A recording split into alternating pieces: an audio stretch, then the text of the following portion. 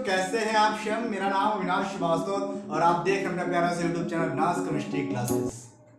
आज बच्चों बहुत दिनों बाद हम आपके लिए लेकर आए हैं केमिस्ट्री का वो इम्पोर्टेंट टॉपिक, वो इम्पोर्टेंट चैप्टर जो कंपटीशन के पॉइंट ऑफ व्यू से और बीएससी या फिर इंटर, ये जो भी आप एग्जाम देने जा रहे हैं उसके पॉइंट ऑफ व्यू से बहुत ज़्यादा इम्पॉर्टेंट है। और आज जिस चैप्टर के बारे में हम लोग पढ़ने वाले हैं बच्चों, उस चैप्टर का नाम है रिएक्शन इंटरमीडिएट।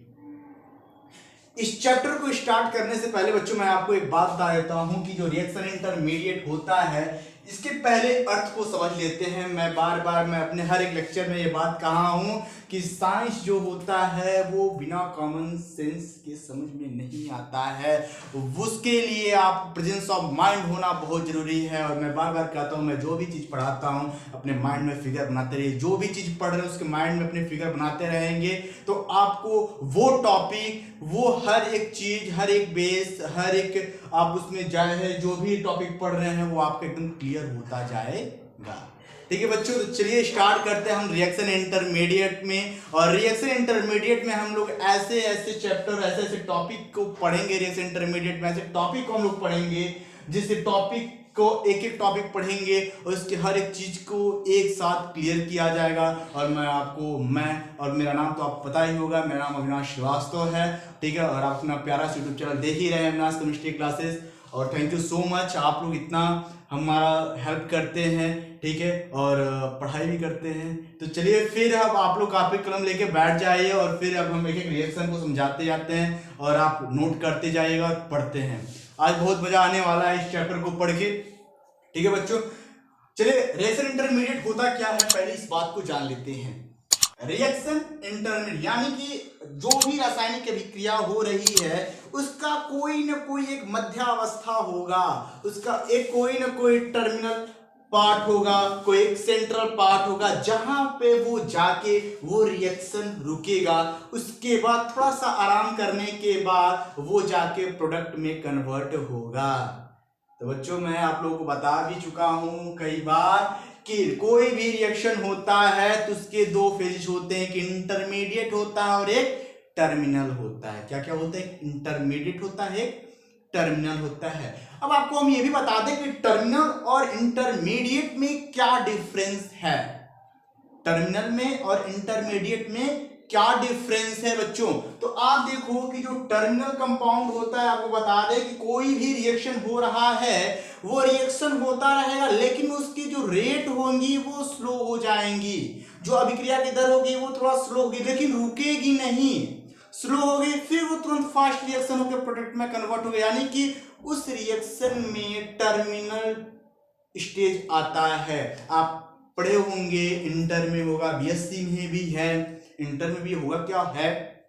आपने पढ़ा होगा एल्किल हैलाइड। एल्किल हैलाइड में आपने देखा होगा SN1 रिएक्शन और SN2 रिएक्शन। तो जो SN2 रिएक्शन में जो स्टेज बनते हैं, ध्यान समझना मैं क्या बोला, जो SN2 में जो आपका स्टेज बनता है, मध्यावस्था जो बनता है उसे टर्मिनल स्टेज बोला जाता है। इसमें आपने क्या कराया था? किसी भी एल्किल हैलाइड या किसी स्ट्रॉन्ग बेस के साथ रिएक्शन करा रखा था तो उसके बाद उसका टर्मिनल स्टेज मिला था, इंटरमीडिएट नहीं। नाम मैंने बोला टर्मिनल स्टेज मिला था, तुरंत वो फास्ट रिएक्शन होने के बाद वो प्रोडक्ट दिया था।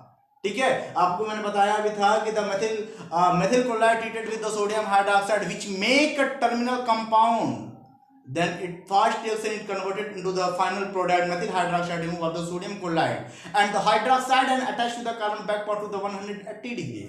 ये मैंने बताया था, खैर नहीं बताया तो फिर मैं आगे पढ़ाऊंगा भी, आपने पढ़ रखा भी होगा।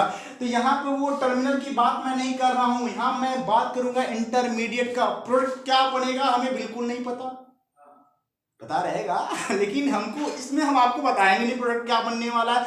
हम इसमें आपको बात करेंगे कि वो बीच का अवस्था क्या बनने वाला है, वो इंटरमीडिएट फेज क्या हो सकता है।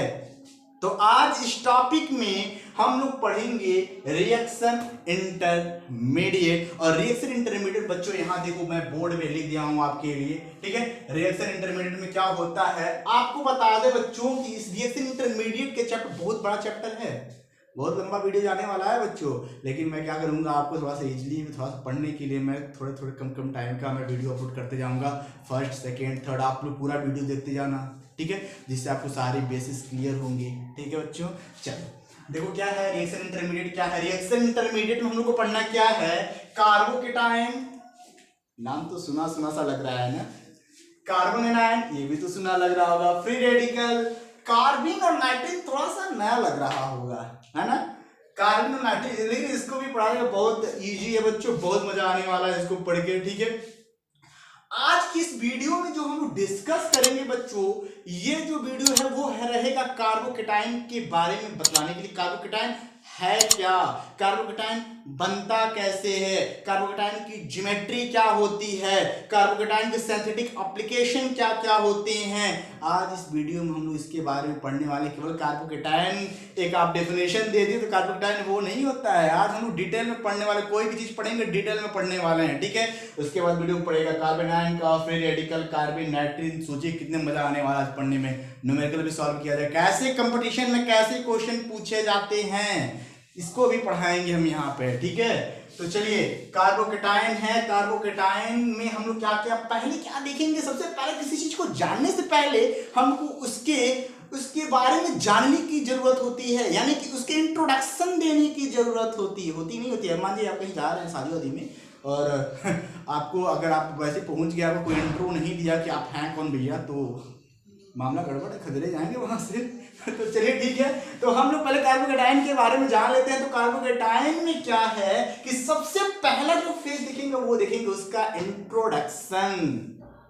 इंट्रो दे दें, ठीक है, इंट्रो भी देंगे हम। ठीक है, उसके बाद पढ़िए क्लासिफिकेशन, कैसे इसको क्लासिफाइड किया गया कार्बोकेटाइन को, फॉर्मेशन कैसे होता है, या इसको जनरेशन के नाम से मैं लिख देता हूं। हाँ, बाद में मत करना कि सर पता नहीं क्या लिखे थे, समझ में नहीं आया, एक और वर्ड बोले थे, जनरेशन। फॉर्मेशन या इसको क्या बोलेंगे, जनरेशन, एक ही मत समझ लेना, OR है, और जनरेशन। उसके बाद इसके स्ट्रक्चर के बारे में पढ़ेंगे कि ये कौन से हाइब्रिडाइजेशन और इनके स्ट्रक्चर कैसे होते हैं। उसके बाद इसके स्टेबिलिटी को पढ़ा जाएगा। देन आफ्टर लास्ट में पढ़ा जाएगा सिंथेटिक एप्लीकेशन। और आपको बता दे बच्चों कि सिंथेटिक एप्लीकेशन कंपटीशन में क्या है, हम थ्योरेटिकल पढ़ते कंपटीशन में उसका एप्लीकेशन पूछता है, उसका एप्लीकेशन पूछता है, तो उसके एप्लीकेशन में क्या है इसे पढ़ना, सिंथेटिक एप्लीकेशन। तो आपको बता दें अब पहला जो हम स्टार्ट करने वाले कार्बोकेटाइन के इंट्रोडक्शन के बारे में। ठीक है बच्चों, तो इसे मिटाते हैं हम कार्बोकेटाइन को। चलिए कार्बोकेटाइन के इंट्रोडक्शन को मिटा देते हैं, और मिटा नहीं देता, पढ़ाते हैं, पढ़ाते अदरवाइज सब चीज को मिटा दे रहे हैं। ठीक है, चलिए स्टार्ट करते हैं हम कार्बोकेटाइन। देखिए कार्बोकेटाइन अब पढ़ना, इसके या इंट्रोडक्शन देते हैं किसका, कार्बोकेटाइन का। कार्बोकेटाइन का इंट्रोडक्शन कैसे होगा, तो सबसे पहले आपको बताया जाए कार्बोकेटाइन होता क्या है, ये तो इंट्रो होता है। कार्बोकेटाइन होता क्या है, तो कार्बोकेटाइन डेफिनेशन क्या है, आपने पढ़ा होगा कि जिस कार्बन के ऊपर पॉजिटिवली चार्ज प्रेजेंस होते हैं वो कार्बोकेटाइन कहलाते हैं। आपने सोच रहा होगा कितना इजीली मैंने इसको डिफाइन कर दिया, नहीं सोच रहे हैं। एक बच्चों देख लो थोड़ा सा, ये थोड़ा सा इंटर लेवल का हुआ ना, इंटर लेवल का हम लोगों ने पढ़ा। अब हम लोग जो है कंपटीशन के पॉइंट ऑफ व्यू, बीएससी के पॉइंट ऑफ व्यू से, बीएससी थर्ड ईयर में है ये चैप्टर, बीएससी के थर्ड ईयर में ये बेसिक पॉइंट ऑफ व्यू से आपको बता दें कार्बोकेटाइन आखिर में होता क्या, सही है कि जिस कार्बन के ऊपर पॉजिटिव चार्ज प्रेजेंट होते हैं वो कार्बोकेटाइन कहलाते हैं।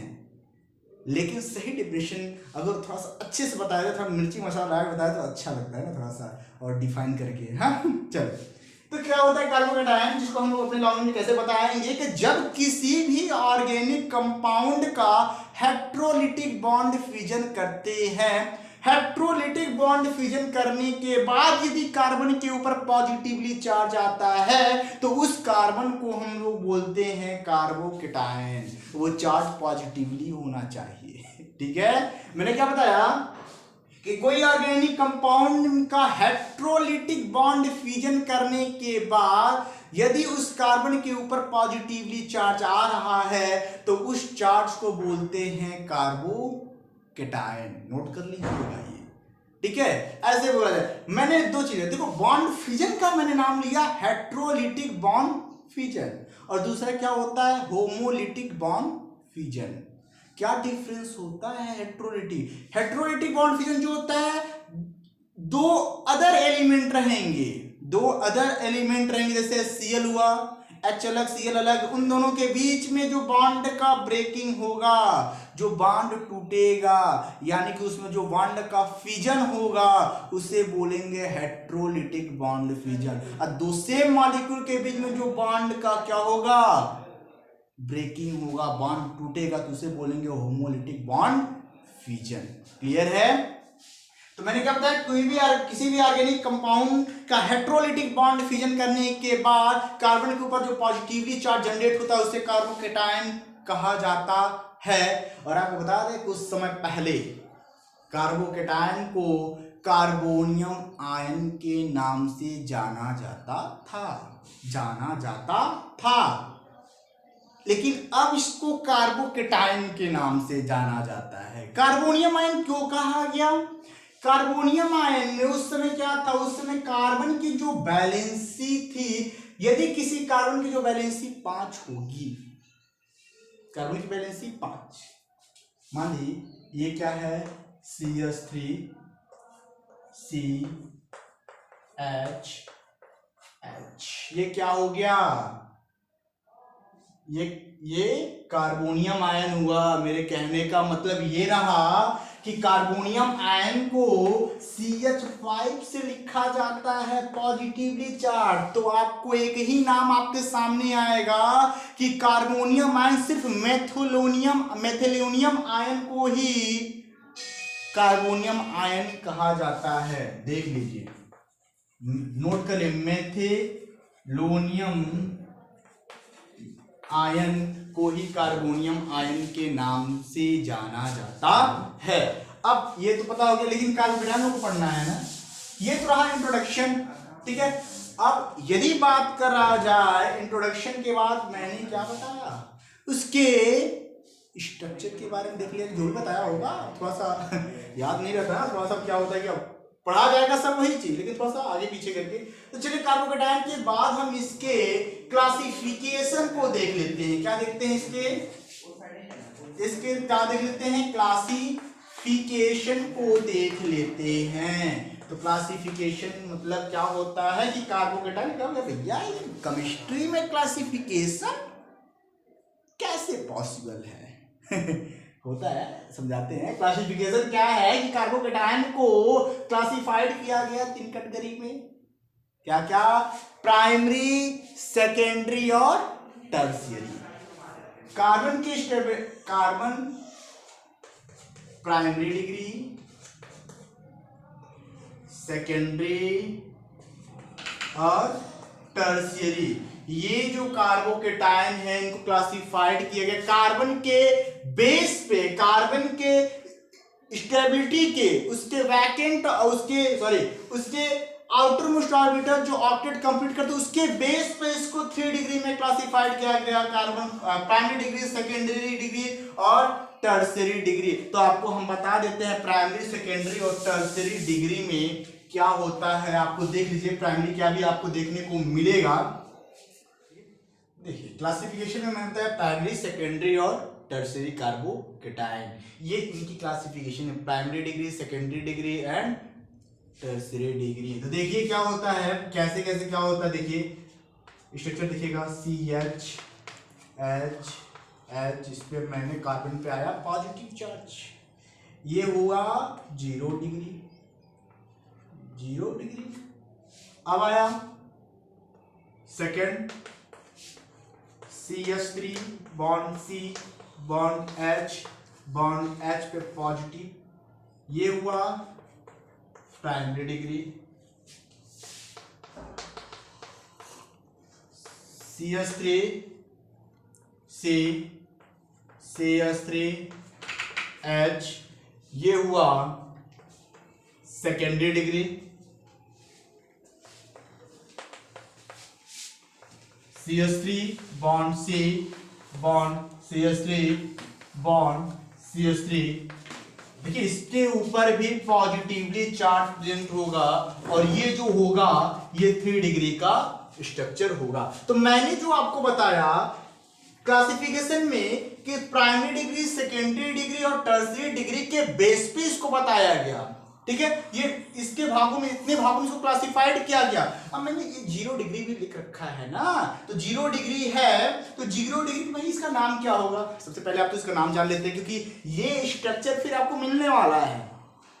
स्टेबिलिटी आपको बताएंगे तो आपको स्ट्रक्चर मिलने वाला है, तो पहले नाम तो जान लेते हैं क्योंकि आगे हम आपको बताना ना पड़े, ठीक है। यहां देखिए क्या होता है, 0 डिग्री क्या है कि मैंने बताया, आपको याद होगा फर्स्ट कार्बन को, इतना तो पता होगा ना, इंटर में पढ़ा होगा, फर्स्ट कार्बन को मेथ बोला जाता है, फिर सेकंड कार्बन को एथ बोला जाता है, 3 कार्बन को प्रो, 4 को ब्यूट, 5 को पेन बोला जाता है ना। तो वैसे ही देखा जाएगा भाई साहब, ये कार्बन एक ही कार्बन है, तो कार्बन क्या है, एक कार्बन को क्या लिखते हैं भैया, मेथिल। क्या लिखते हैं, मेथिल। कार्बन के ऊपर पॉजिटिवली चार्ज प्रेजेंस है ना, तो जिस कार्बन के ऊपर पॉजिटिवली चार्ज प्रेजेंस होते हैं उस कार्बन को क्या बोलते हैं, कार्बोकेटायन बोलते हैं। इसका नाम हो गया मेथिल कार्बोकेटायन, हो गया। 0 डिग्री का हुआ। अब मैं बात करता हूं दूसरा, यानी कि प्राइमरी डिग्री की बात मैं करता हूं, तो प्राइमरी डिग्री में क्या होता है, कार्बन देखिए, फिर कार्बन 1 और 2 कार्बन है, 2 कार्बन में क्या होता है, क्या बोला जाता है, एथ बोला जाता है। एथिल, एल्किल ग्रुप का है ना, एथिल होगा, यानी कि इसका नाम क्या होगा, एथिल। कार्बन के ऊपर पॉजिटिवली चार्ज है तो क्या होगा, एथिल कार्बोकेटायन होगा, ठीक है। अब यहाँ पे कितने कार्बन हैं, 3, 1 2 3 तो हो गया, प्रोपिल हो गया, ऊपर जुड़ा है तो आइसोफॉर्म में आएगा, तो इसका नाम क्या होगा, आइसोप्रोपिल। कार्बन के ऊपर पॉजिटिवली चार्ज प्रेजेंट होने के कार्बन कार्बोकेटायन, यदि माइनस चार्ज है तो क्या हो जाएगा, कार्बोनियम आयन, ठीक है, कार्बोन आयन होगा, sorry carbonium ion, carbon ion होगा। अब देखिए यहां पे क्या है, इसका नाम क्या होगा, 3 डिग्री वाले का कितने एल्किल ग्रुप जुड़े हैं, 3, तो इसको क्या बोला जाएगा, टर्शियरी। टर्शियरी किससे लिखा जाता है, स्मॉल टी से। कितने कार्बन है, 1 2 3 4 को क्या बोला जाता है, ब्यूटिल बोला जाता है, बोला जाता है ना, एल्किल ग्रुप का तो विल लगाएंगे ना, तो 4 जो 1 2 3 4 कार्बन को बोलते हैं ब्यूटिल। कार्बन को पॉजिटिवली चार्ज है, उसको बोले कार्बोकेटायन, यानी कि tertiary butyl carbocation, tertiary butyl carbocation, tertiary butyl carbocation, ठीक है। खाना तो मैंने क्या बताया, 0 डिग्री, 1 डिग्री, 2 डिग्री, 3 डिग्री। मैंने कहा कि सर आपने तो बताया होगा कि भाई 3 डिग्री में होता है, 0 डिग्री कहाँ से होगा, होता है 0, यानी कि मेनली क्लासिफाइड मैंने बताया ना कि ऑक्टेट के हिसाब से 0 1 2 3 मेनली 3 डिग्री में क्लासिफाइड किया गया है, ठीक है। तो ये रहा क्लासिफिकेशन। अब हम बात करते हैं कि कार्बोकेटायन बनता कैसे है, आता है ना, कार्बोकेटायन बनता कैसे है। तो भैया कार्बोकेटायन बनेगा कैसे, तो ये भी जान लेते हैं ना कि कैसे कैसे बना सकते हैं। बहुत से तरीका होता है, बस तरीका को आप देखते जाओ। कार्बोकेटायन के फॉर्मेशन, यानी कि पहला हेडिंग होगा, पहला नहीं तीसरा होगा, ठीक है। तो जो हेडिंग होने वाला है वो होगा जनरेशन, या इसको बोल सकते हो फॉर्मेशन, जनरेशन या फॉर्मेशन ऑफ कार्बोकेटायन। अरे मैं लिखवा रहा हूं तो कॉपी पे लिखते जाना, ठीक है, ऐसा नहीं कि मैं लिख के मिटा दिया तो आप भी लिख के अपने दिमाग से ही मिटा देना, तो भाई पेपर में भी तो आपको मिटा दिया जाएगा, ठीक है। चलो देखो, तो जनरेशन या इसको फॉर्मेशन ऑफ कार्बोकेटायन, कैसे कार्बन के ऊपर पॉजिटिवली चार्ज आएगा। मैंने बताया डेफिनेशन, आपने तो जनरली बता दिया था कि जिस कार्बन के ऊपर पॉजिटिवली चार्ज प्रेजेंस होता है उसे क्या बोला जाता है, कार्बोकेटायन। लेकिन नहीं, मैंने क्या बताया कि जब किसी ऑर्गेनिक कंपाउंड का हेट्रोलिटिक बॉन्ड फ्यूजन करने के बाद उसके कार्बन के ऊपर पॉजिटिवली चार्ज प्रेजेंट होता है, तो मैंने एक नाम लिया का हेट्रोलिटिक बॉन्ड फ्यूजन। तो यानी कि 2 अलग अलग कंपाउंड को लेंगे। आपको बता दें, थोड़ा सा पहले बता देते हैं कि कार्बन एनायन, कार्बोकेटायन, ये जो होते हैं ना, ये कार्बोकेटायन कार्बेनाइन जो होते हैं हेटेरोलिटिक बॉन्ड फिजन होते हैं। लेकिन जब आप फ्री रेडिकल पढ़ेंगे, जब कार्बन के ऊपर ऐसे चार्ज देखेंगे, चार्ज नहीं होता, ये न्यूट्रल होता है, ऐसे हम ऐसे बिंदी बना देंगे, ठीक है, तो ये क्या होगा, फ्री रेडिकल होगा। यहाँ पे जो बॉन्ड फिजन होगा बच्चों, ये होमोलिटिक बॉन्ड फिजन होगा, ठीक है। तो जनरेशन और फॉर्मेशन ऑफ कार्बोकेटायन कैसे बना सकते हैं कि जब हम किसी ऑर्गेनिक कंपाउंड लें by the process of ionisation of alkyl halide. तो अच्छा एग्जांपल मिल गया, एल्किल हैलाइड के आयोनाइजेशन के थ्रू ही बना सकते हैं इसको। एल्किल हैलाइड तो पता ही होगा, इंटर में पढ़ा होगा आपने एल्किल हैलाइड। मैंने यहाँ मैं लिख दे रहा हूं, ऐसे लिख दो, ionisation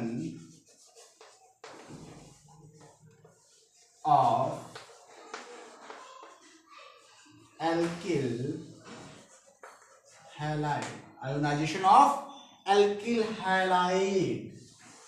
What is the alkyl, what is the halide? पता होगा, पता है, बता देते हैं भैया, ये भी बता देंगे, नहीं पढ़ोगे तो बताना ही पड़ेगा आप लोगों को। तो देखो आयोनाइजेशन ऑफ एल्किल हैलाइड यानी कि उसको आयनीकरण, हिंदी बोले तो क्या बोलेगा, आयनीकरण, यानी कि उसको आयन में डिफरेंस किया जाएगा। यानी आपको पता है ना कि जब कोई रिएक्शन होता है, जब कोई कंपाउंड बनता है, तो पॉजिटिव और नेगेटिव चार्ज क्या होते हैं, इकट्ठे होते, तभी तो कंपाउंड बनता है। अरे भैया अब वाटर बनाते हो तो H plus plus OH minus को मिलाते हो, तभी तो वाटर बनता है। इस वाटर को आयोनाइज करोगे तब तो ये बनेगा क्या, आयनिक फॉर्म में आएगा। आयन में एक पॉजिटिव आएगा और एक निगेटिव आएगा। मैंने वही कहा, किसी भी एल्किल हैलाइड का मैं क्या करूं, आयोनाइजेशन करूंगा, दो अलग अलग लूंगा तो हेटेरोलिटिक बॉन्ड फ्यूजन होगा। मैं बता चुका हूं हेटेरोलिटिक बॉन्ड फ्यूजन क्या होता है, दो डिफरेंट मॉलिक्यूल अपनी अपनी इलेक्ट्रॉन को लेके किनारे घसक लेते हैं। और जो जानते क्या होता है कि जो हाईली इलेक्ट्रोनिगेटिविटी वाला एलिमेंट होता है ना, तो क्या होता है, कुछ लोग ऐसे होते हैं ना कि जैसे मान जाओ कि थोड़ा सा डिवाइडेंस किया था, दो डिफरेंट अलग अलग चीज को रखा गया है, ठीक, और बोला जाता है मान लो तुम ही दो भाई हो, ठीक है, दो भाई में क्या क्या चॉकलेट रखा गया है, ठीक है, दो चॉकलेट रखा गया है, तो दो चॉकलेट में क्या होता है कि एक चॉकलेट को आप उठा लो, एक चॉकलेट आप ये उठा लें, यानी कि दोनों होमो हुआ ना, दोनों लोग ने एक एक करके उठाया ना। अब कुछ क्या होता है, कुछ भाई ऐसे, तो छोटे भाई क्या दोनों क्या करते हैं कि एक चॉकलेट के हमको वो भी चाहिए होता है ना, तो उसके बकरे में से अपने को क्या करते हो, उस चॉकलेट को ले लेते, यानी कि मोर इलेक्ट्रोनिगेटिव है ना, ज्यादा छोटा है ना, तो उससे भी इलेक्ट्रॉन क्या करेगा, खींच लेगा। तो कैसे देखते हैं, आपको भी समझ नहीं आया होगा, आपको दिखाते केमिस्ट्री के ही लैंग्वेज में आपको समझाते हैं। तो देखिए आयोनाइजेशन ऑफ एल्किल हैलाइड, तो एल्किल हैलाइड क्या होता है, एल्किल क्या होता है, एल्किल में आपका आता है ethyl, methyl, propyl, butyl, pentyl, hexyl, octyl, लैक्टिल और डैक्टिल आता है ना 10 कार्बन का। अब हैलाइड क्या है, we know that the periodic table presence of the 17 group, that group are known as the halogen or halide group because its group contain a negatively charge। उस ग्रुप में रहने वाले जो लोग हैं, जो एलिमेंट हैं, वो हैं fluorine, chlorine, bromine, iodine, astatine. 17वें ग्रुप का एलिमेंट जो होता है ये नहीं होता है, तो देख लेना। चलो देखो, तो मैं क्या करता हूँ, एल्किल हैलाइड में लेता हूँ CH3, अभी नहीं लिया था, ठीक है, अभी जनरल देख लिया था। मैं एल्किल हैलाइड लेता हूँ, एल्किल को रिप्रेजेंट किया था R से, करा जाता है ना, X कोई भी हाइड्रोजन कंपाउंड हो सकता है, हमें नहीं पता है क्या होगा। अब क्या होता है, इसका कराता है हेटेरोलिटिक बॉन्ड फिजन। तो साफ साफ अक्षरों में यहां लिख देना, क्या करा रहे हैं, हेटेरोलिटिक बॉन्ड फिजन, ठीक है। हेटेरोलिटिक बॉन्ड फिजन करने का मतलब जरूर लिखिएगा, नहीं तो एग्जामिनर लिख के समझ जाएगा भैया ये होमोलिटिक भी करा सकता है, क्या भरोसा आपका, हम लोग कुछ भी कर सकते हैं, ठीक है। तो R और X है, तो आपको पता होगा कि R और X के बीच में, जब दो लोगों के बीच में संबंध बनता है, रिलेशन बनता है, तो कुछ आपका भी लगता है टाइम और कुछ अदर पर्सन का भी टाइम लगता है, तब दोनों के बीच में ना रिलेशन बनता है। तो दोनों के बीच में दो अलग अलग लोग हैं, तो दोनों के बीच में जो ये बॉन्ड बना है, तो इस बॉन्ड बनने के लिए दोनों ने अपने अपने इलेक्ट्रॉन को दिए होंगे। तो आपको हमेशा पता होगा कि एक बॉन्ड बनने के लिए 2 इलेक्ट्रॉनों की आवश्यकता होती है। एक बॉन्ड बनने के लिए 2 इलेक्ट्रॉन की आवश्यकता होती है। यानी कि R पे यदि पॉजिटिव और X पे निगेटिव है, तो ये एक इलेक्ट्रॉन अपना इसको दिया होगा और ये अपना इलेक्ट्रॉन इसको दिया होगा, तब तो जाके एक बॉन्ड बना है। अब यहाँ पे क्या होता है, X क्या है, X कोई भी हाइड्रोजन कंपाउंड जो मोर इलेक्ट्रोनेगेटिव एलिमेंट है, तो ये क्या करेगा, ये पूरे ये क्या होता है, ये बॉन्ड ये इलेक्ट्रॉन को अपनी ओर क्या करेगा, खींच लेगा, क्योंकि इलेक्ट्रोनेगेटिव एलिमेंट है ना, तो बॉन्ड को अपनी तरफ खींचेगा। तो जो इलेक्ट्रॉन को एक्सेप्ट करे कौन सा चार्ज होगा, निगेटिव होगा कि पॉजिटिव होगा। अरे ये निगेटिव चार्ज होगा, जो एक्सेप्ट कर रहा है वो निगेटिव होगा ना। आप 10 रुपया ले रहे हो हमसे, ठीक है, तो हम आपको दे रहे हैं 10 रुपया, तो हमारे पर पॉजिटिव चार्ज होगा ना, और आप ले रहे हो तो आप पे निगेटिव चार्ज होगा ना, तो हमारा दे देना पैसा, ठीक है। चलो देखो, तो यहाँ पे क्या होता है, R और X है, तो R जो एल्किल है और X जो हैलाइड है, R ने अपने इलेक्ट्रॉन को हैलाइड को दे रखा, R ने अपने इलेक्ट्रॉन को X को दे रखा। जब X को दिया तो R के ऊपर पॉजिटिवली चार्ज आया और X के ऊपर क्या हुआ, निगेटिव चार्ज आया। यानी कि एल्किल कंपाउंड के ऊपर पॉजिटिवली चार्ज आया, यानी क्या है, ये कार्बोकेटायन है।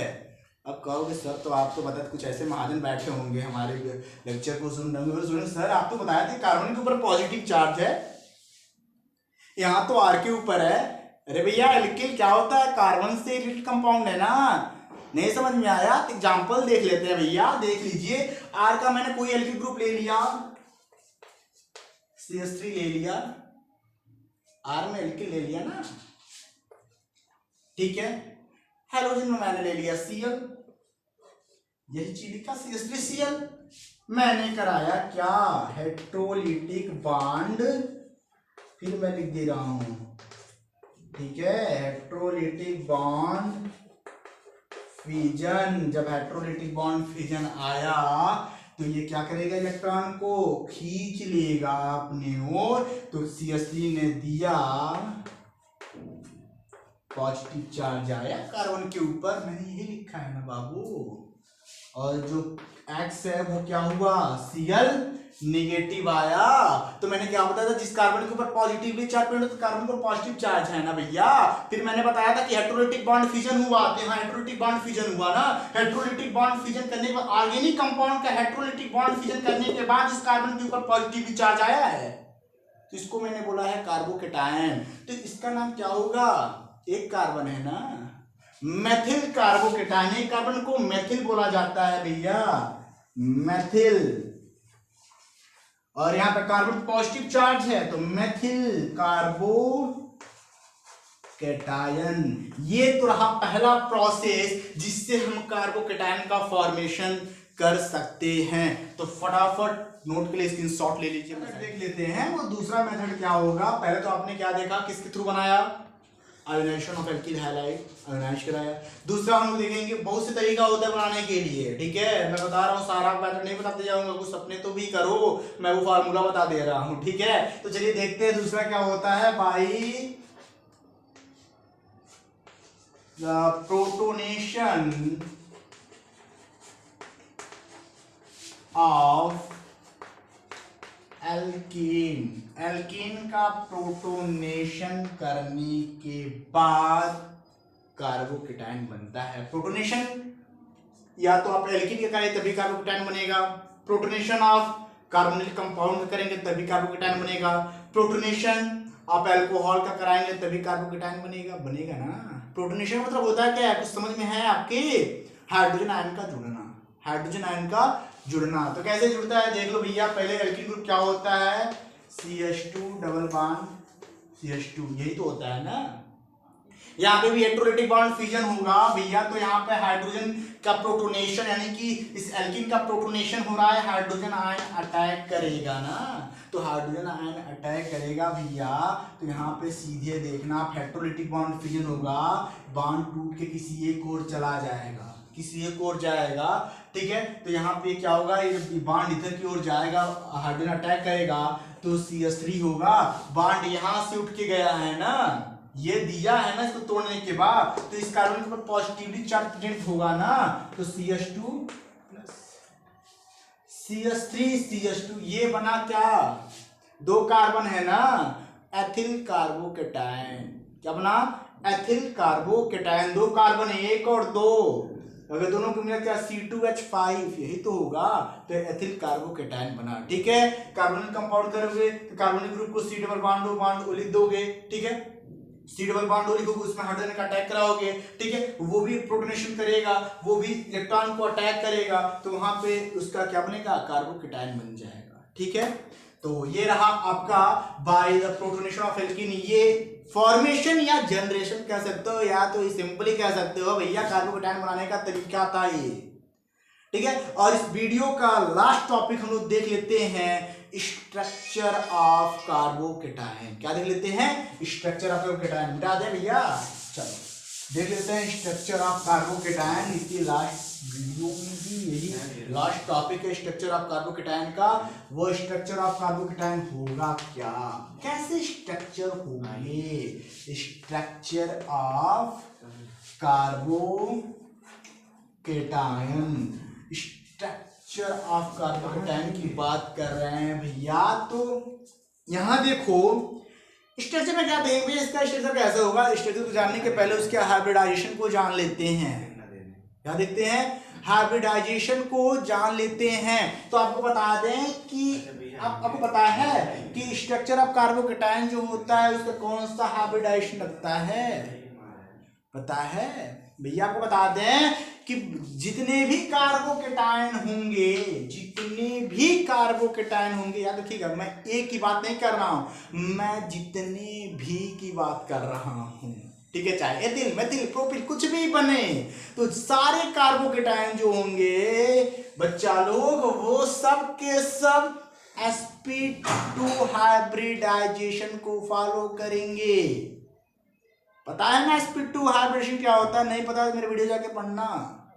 ठीक है, हाइब्रिडाइजेशन में पढ़ाया हूं, आपको यहाँ बता देता हूं। sp2 हाइब्रिडेशन मतलब क्या होता है कि यहाँ पे 3 ऑर्बिटल का फॉर्मेशन होगा, 3 सिग्मा बॉन्ड रहेंगे, 3 सिग्मा बॉन्ड रहेंगे।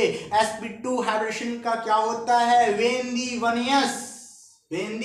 1s and 2p pure atomic orbital of same energy mixing together produce 3 new atomic orbital. This orbital is known as the sp2 hybrid orbital and this process is known as the sp2 hybridization। यानी कि sp2 एक s का 2p का कितने बनेंगे orbital, 3, यानी कि 3 sigma bond बनेंगे। तो भैया देख लो कैसे, मान लो CH3 है ना भैया, ये CH3 है ना, कितने सिग्मा बॉन्ड है, 3 है ना, तो 3 किसके होते हैं, sp2 होते हैं ना, sp2 के।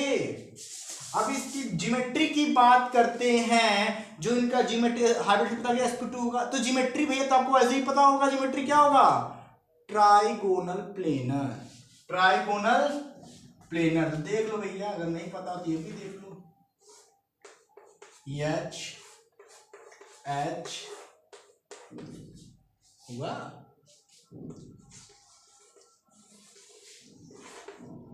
ट्राइगोनल प्लेनर हुआ, और यहाँ पे भैया PX PY और PZ ये हो गया। ये ज्योमेट्री किसका रहा, क्या है, हाइब्रिडाइजेशन भैया। हाइब्रिडाइजेशन जो है ना वो क्या होगा, sp2 होगा, और जो इसका ज्योमेट्री होगा वो होगा ट्राइगोनल प्लेनर, ट्राइगोनल प्लेनर होगा। तो बच्चों ये रहा आज का वीडियो, और इस वीडियो में हमने क्या क्या देखा, पहले हमने देखा कार्बोकेटायन होता क्या, उसके इंट्रोडक्शन के बारे में देखा, कार्बोनियम आयन और कार्बोकेटायन में क्या डिफरेंस है हमने ये भी देख लिया। फिर हमने क्या देखा कि इसके क्लासिफिकेशन में उसको 3 कैटेगरी में क्लासिफाइड किया गया है, primary decree, secondary degree, tertiary degree.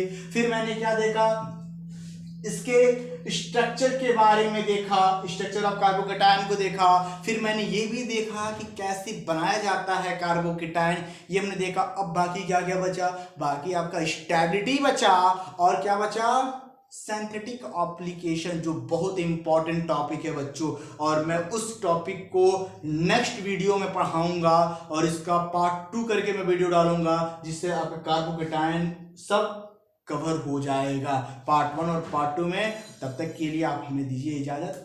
Bye bye, tata, take care.